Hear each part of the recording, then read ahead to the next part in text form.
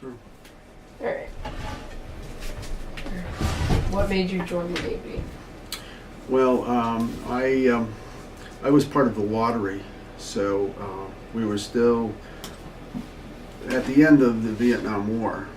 So I had a choice of either going into the Army or choose another service. So I decided to go in the Navy because partly because my dad was in the Navy, and I also, started checking into it, and I had the choice of doing my training in San Diego, California. I always wanted to get out to California, so that was part of the reason why I decided to join the Navy. Okay. Are you glad you joined? Yeah, I ended up with a dental company, and I went through dental A training, and I traveled a bit, and so it was very interesting. I get a chance to spend time in California, and I went out to Japan for about a year and a half. Did you make any friends?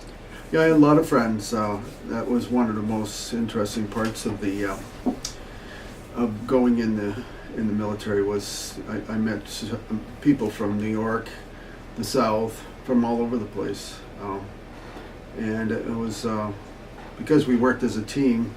It was a great way to know people from different areas, because they came from all parts of the country, and everywhere from Oregon. I had a friend from Oregon, one from California, a few people from the Bronx, and so it was a great way to meet people. Yeah. What was your most memorable event while in the Navy? Well, when I joined the Navy, I went into dental training, and then because the Marine Corps doesn't have, they don't have their own medical. The Navy provides medical. So when I said I wanted to go to Japan, in order to go to Japan, I had to be with the Marine Corps, and so I had to go through Marine Corps. I had to go through training with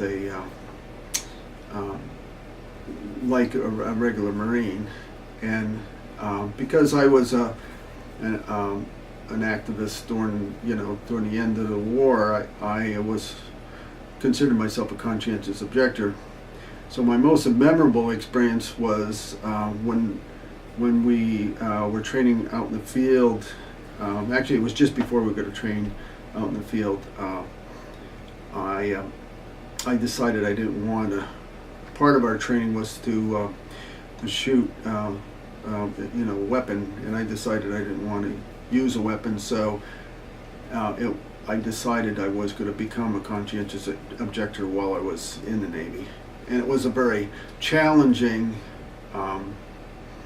It was a very challenging period, but I felt I grew so much through it. It was very difficult to do, but I felt it was something I needed to do as a person, the person I was. I just didn't, I was confused like a lot of people about the Vietnam War, and I just felt I wanted to make a statement about how I felt about war. So I decided not to go out there and shoot a weapon, and then I had to go through several people. I had to go through a chaplain. I had to have a letter written by my brother, and it was very challenging because the people that were being trained, saw there was a few of us. There was about four. I think there was 4 to 6 of us that decided to become conscientious objectors, and it was a very difficult thing because some of the real military people saw us as not desirable, but I felt it was important to make a statement, and that's what I decided to do. So it was one of the most enriching experiences I ever had, because it was so difficult to do, and I think it made me a better person by standing up to what I believed in. What'd your brother have to write? He had to write a letter explaining that I was a nonviolent person, that I was I had strong convictions towards not wanting to kill.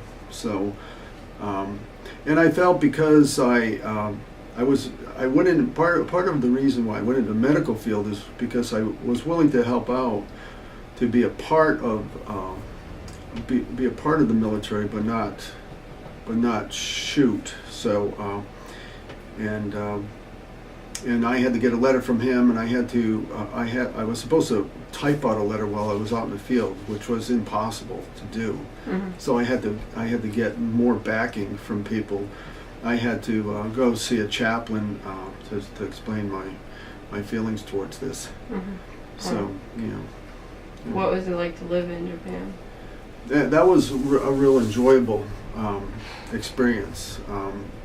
I had some really interesting friends. One of my friend was worked for Hallmark Cards, and he painted, and that's probably before that I was really into music, but he was a very visual person, and I think that's when I started really appreciating the art, the visual arts. He was he painted the whole.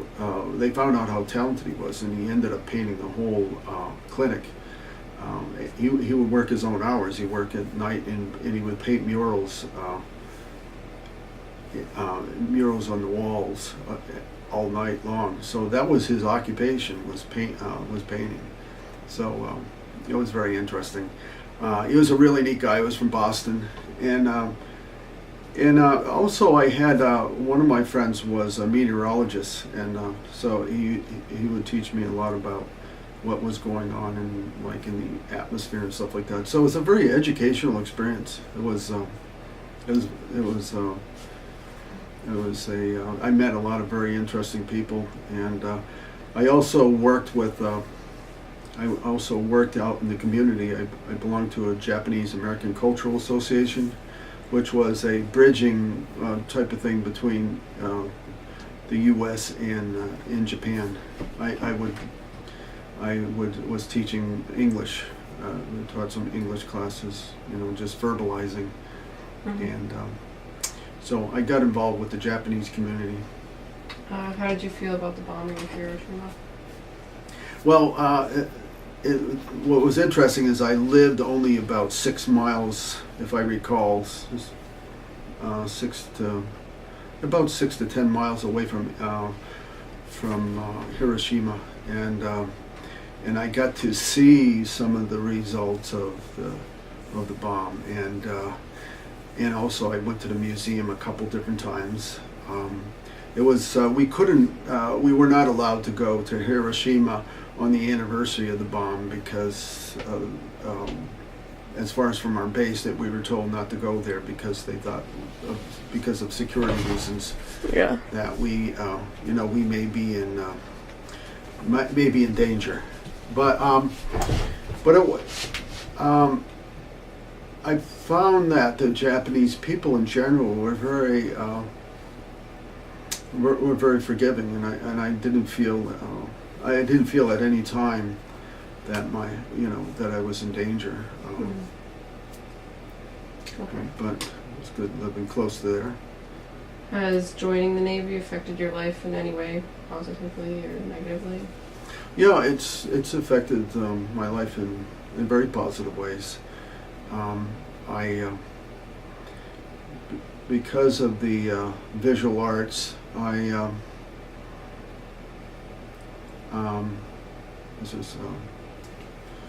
because of the visual arts, because of the Japanese gardens and their culture, I was very much interested in the design. Actually, one of the most interesting things with Japan was their gardens and the way they presented things. Whenever you would go out with Japanese people, they would always present you with a gift, and just the way they presented things was really incredible. It actually made me appreciate the more intricate things in life, like Japanese flower arrangements and stuff like that, were very interesting. And culturally, they are really connected with the much finer things, and the more they're very detail oriented. So I found that to be very interesting with their culture. Going back to being a conscientious, what was it? Objector? Yeah. How did the people that weren't part of that, like, treat you? They treat you any differently?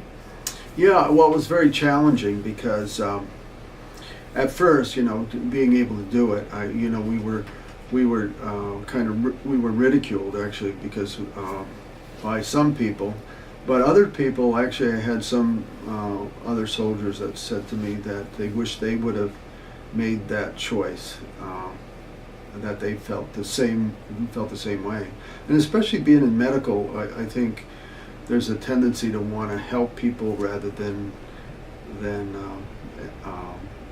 wanting to harm people. So, I mean, I think that was one of the reasons why I went in. And then when I was in, I actually was when I went to Japan, I was actually treated, really well by my company because I was the only conscientious objector in my company.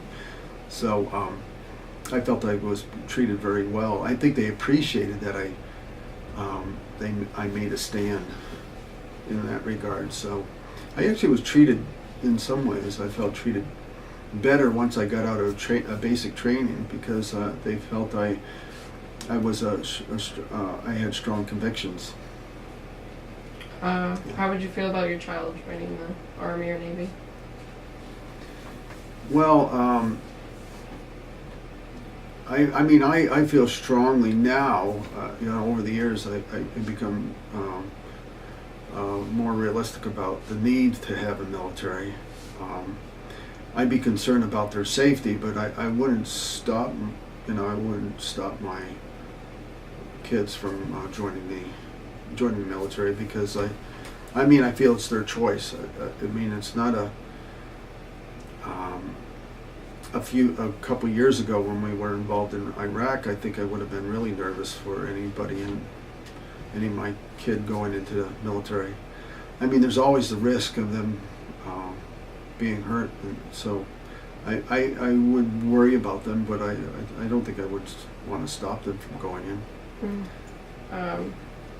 Would you choose, if you could go back, would you choose another position other than being a dental tech? No, I don't think so. I really enjoyed it. We did a lot of. We happened to be, when I was in Japan, I was with a squadron. It was actually a Harrier squadron that we were involved in, and that was interesting in itself. Harriers they could vertically take off. They were an English British plane, and just being on that base was interesting. Watching them perform.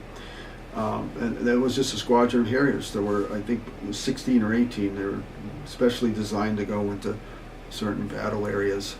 We never left that area, but it was very interesting having that being in that group.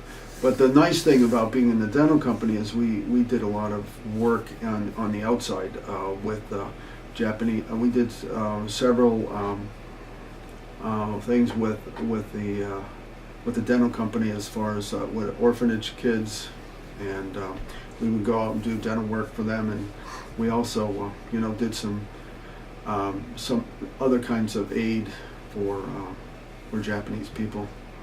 Those are Japanese that were down and out. So that was a really neat part of the business, or part of being in the Navy. Did you have any times where you were in danger at all? Well, there was a couple of occasions where we were put on alert because I was with that squadron, but we were out of Vietnam at that time, but there was no immediate danger to us at that point. There was, in the Middle East, there were things going on, but and then sometimes we would have to stay on base, and we couldn't leave because we could be deployed at